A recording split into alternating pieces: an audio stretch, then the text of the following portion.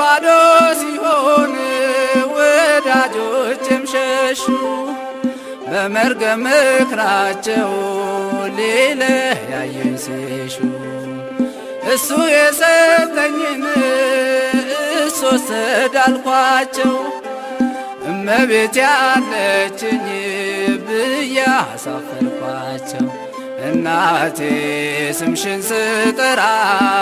አለፈ ያ ሁሉ መከራ እንባዬ በፊትሽ ፈሰሰ እምዬ ባንቺን የታበሰ ሰላም ለኪ ደጅ ጠናው ቆይቼ ኪዳነ ምሕረትን ተጽናናሁኝ ረሳሁ ሐዘኔን የአምላክ እናት እመቤታችን ሞገስ ሁኚኝ